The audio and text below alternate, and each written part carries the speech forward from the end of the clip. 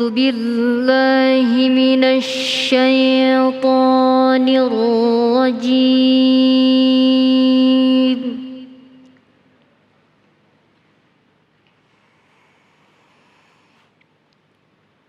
بسم الله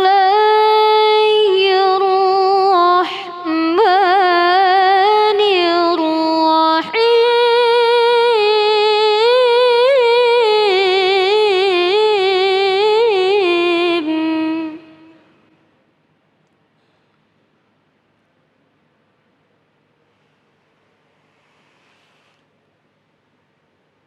ولا تحسبن الله غافلا عما يعمل الظالمون.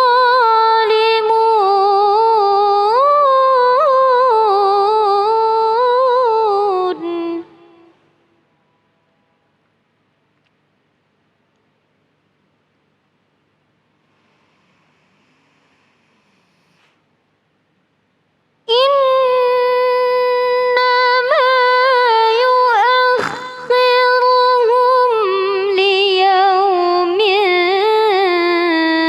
تشخص فيه الأبصار.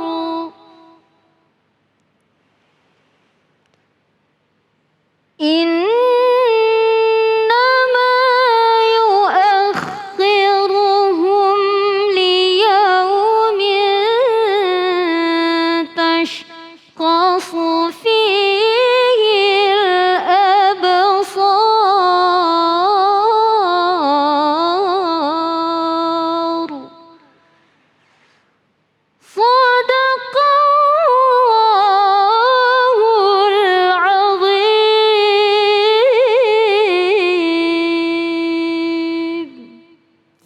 Bismillahirrahmanirrahim. Allahumma salli ala Sayyidina Muhammad wa ala ali Sayyidina Muhammad. Assalamualaikum warahmatullahi wabarakatuh. Masya Allah, alhamdulillah rabbil alamin. Di hari yang insya Allah penuh dengan nikmat ilmu ini, kembali lagi saya Ali Zainal menemani pemirsa di rumah di dalam Cahaya Hati Indonesia. Gimana kabarnya? Semoga semuanya dalam keadaan baik-baik saja ya. Amin ya rabbal alamin.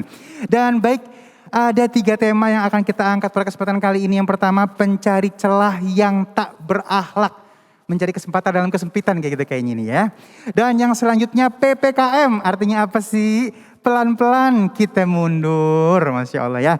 Dan yang terakhir, mahalnya kesehatan dari Allah Subhanahu wa Ta'ala. Mulai berasa nih mahalnya kesehatan ya. Dan insya Allah kita akan bertemu dengan guru-guru kita yang dimuliakan Allah Subhanahu wa Ta'ala. Kiai Haji Fikri Haikal MZ, Ustadz Abdul Kafi, dan Ustadz Syaiful Nadwa. Dan selain itu juga seperti biasa nanti kita akan ngaji yuk bersama Ustadz Syam ya. Dan pemirsa di rumah untuk terus menjaga 5M pastinya ya. Mencuci tangan, menggunakan masker, menjaga jarak, menghindari kerumunan, dan membatasi diri untuk bepergian. Kalau nggak penting-penting amat, di rumah aja. Dan baiklah, kita akan langsung masuk ke dalam tema kita yang pertama nih, pencari celah yang tak berakhlak bersama guru kita yang dimuliakan Allah Subhanahu wa Ta'ala, Kiai Haji Fikri Haikal MZ. Allahumma shalli ala Sayyidina Muhammad. Assalamualaikum warahmatullahi wabarakatuh. Waalaikumsalam warahmatullahi wabarakatuh. Alhamdulillahi rabbil alamin. Wassalatu wassalamu ala asrafil anbiya'i wal mursalin. Sayyidina wa maulana Muhammadin wa ala alihi wa sahbihi ajma'in, amma ba'du. Yang mulia para ulama, para kiai, para habaib, para asatiz dan asatizah, Bapak Ibu, saudara-saudara, para pemirsa yang saya cintai. Alhamdulillah berkat izin dari Allah, hari ini kita dapat bertemu dan berkumpul. Mudah-mudahan pertemuan kita hari ini mendapat curahan rahmah dan berkah dari Allah Subhanahu wa Ta'ala. Saudara-saudara, para pemirsa yang saya cintai, di antara akhlak tercela adalah perbuatan curang, bohong, dan khianat. Sekarang ini perbuatan curang, perbuatan khianat sudah menjadi fenomena yang akut terjadi pada perilaku masyarakat kita.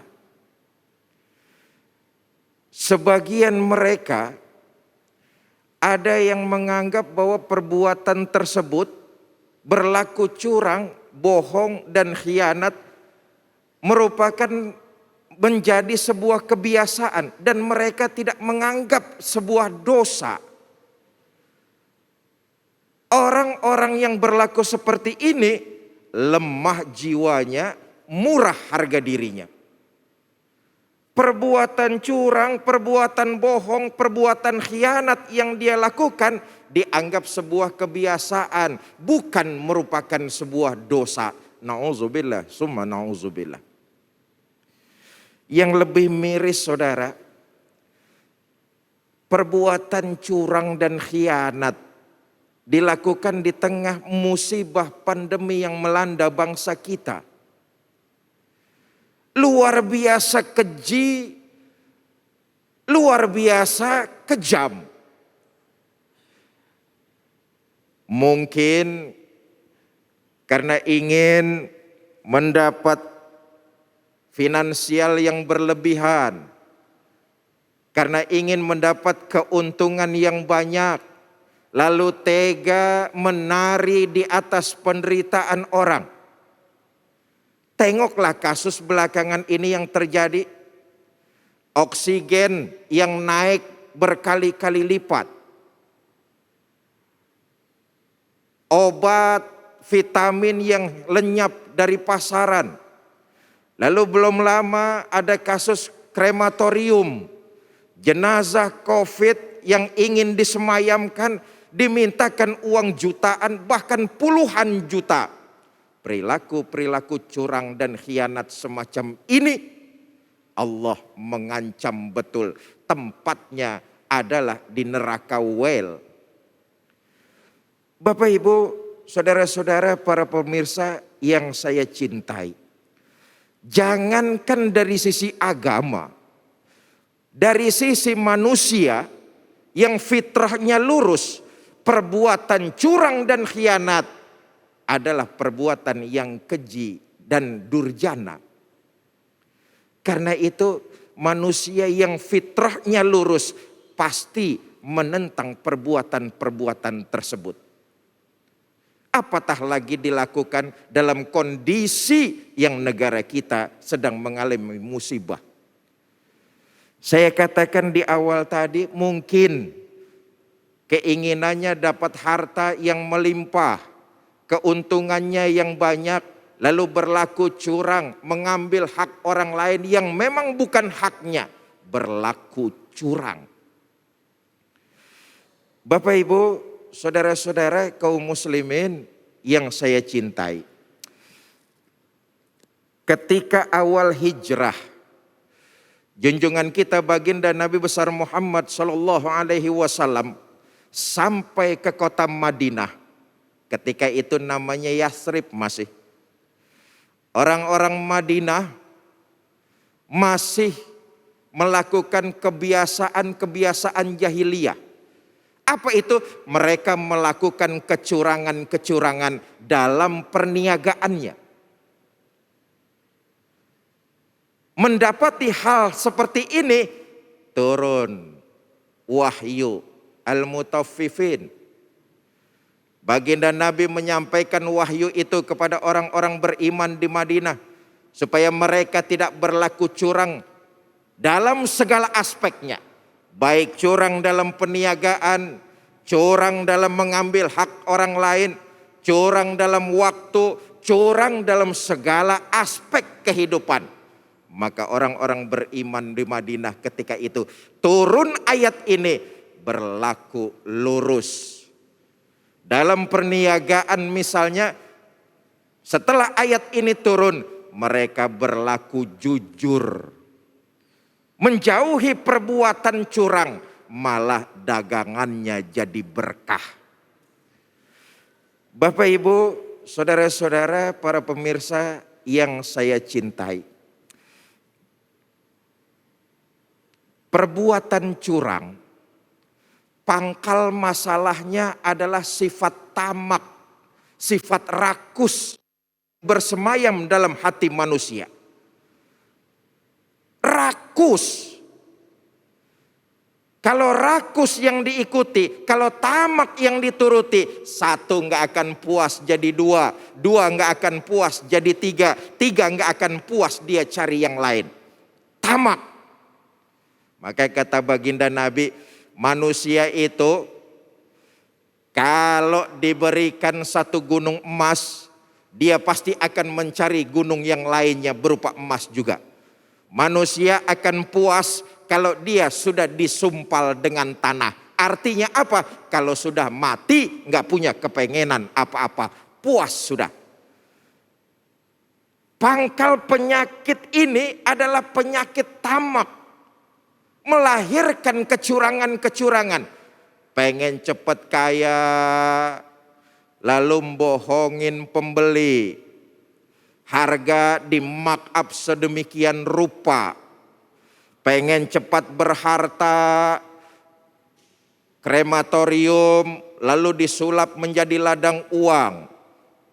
Orang yang kena musibah dipinta puluhan juta rupiah. Pengen rumah mewah, pengen uang yang banyak, lalu menghalalkan segala cara berlaku curang. Karena itu Islam mengancam betul pelaku perbuatan curang, tempatnya adalah neraka jahanam.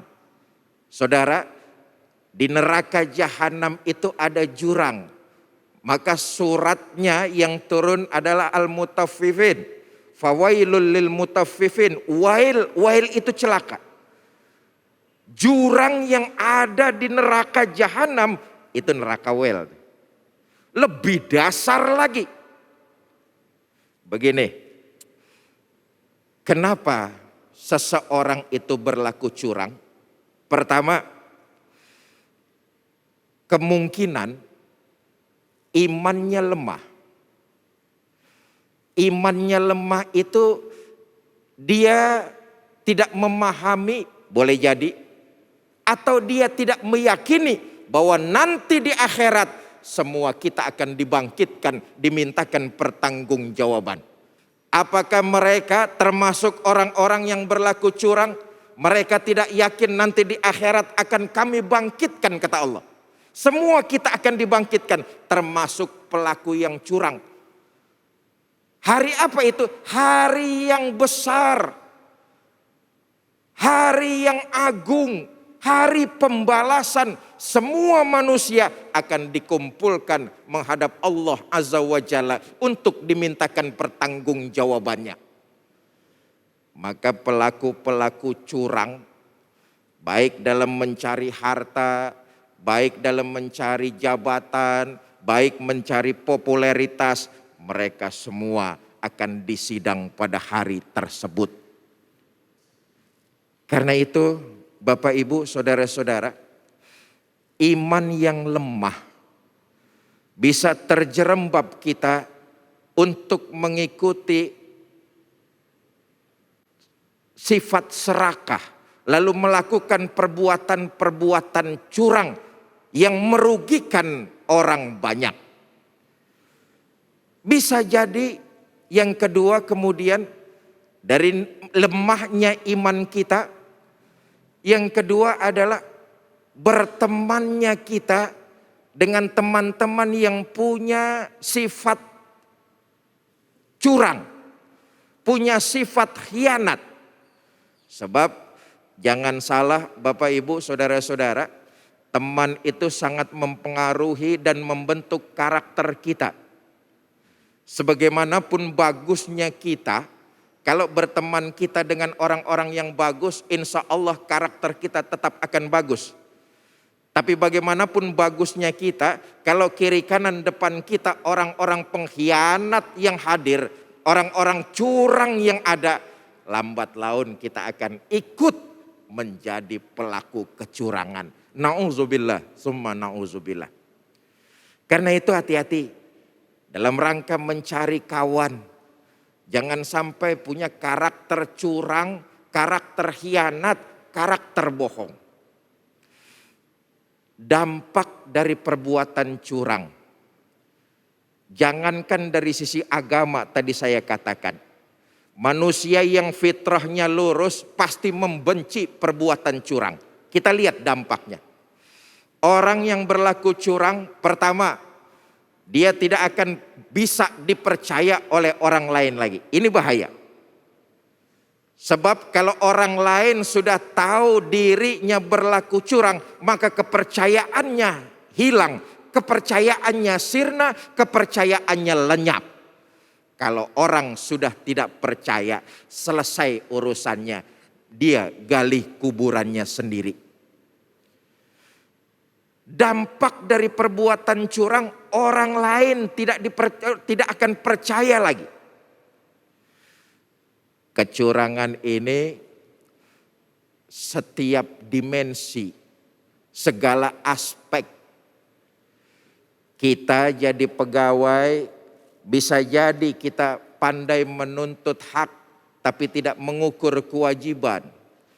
Itu kita juga berlaku curang namanya. Contoh, kita menginginkan karena kita pegawai gaji yang utuh. Sementara jam masuk jam 8, kita sering datangnya setengah 9 atau jam 9. Pulang kantor jam 5, kita sering pergi jam 4 sudah pulang. Tapi akhir bulan kita nerima gajian kurang, marahnya bukan main. Tapi jam masuk dan jam pulang kantor sering kita berlaku curang. Perbuatan ini disebut juga perbuatan curang. Bapak Ibu, saudara-saudara kaum muslimin yang saya cintai.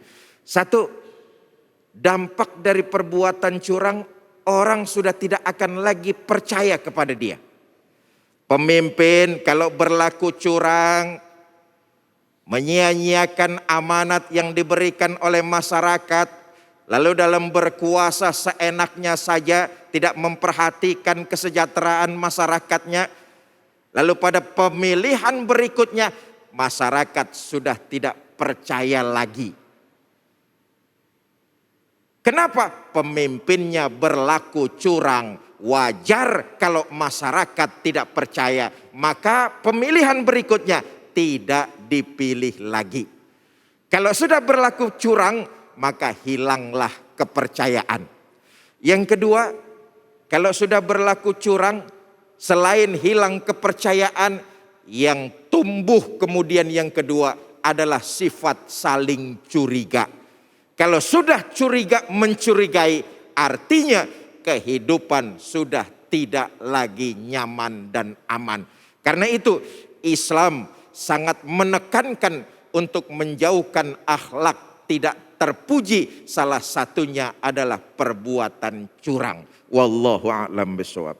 Masya Allah, terima kasih guruku ilmunya. Aduh, kalau udah gak dipercaya pasti gak enak hidup kita ya dari curiga-curigaan ya. Dan mudah-mudahan kita terhindar dari sikap itu ya. Dan baik jamaah yang dimuliakan Allah Subhanahu wa taala, insya Allah sesaat lagi kita akan membahas tentang PPKM. Pelan-pelan kita mundur dari apa nih? Jangan kemana-mana, tetap bersama kami di Cahaya Hati Indonesia.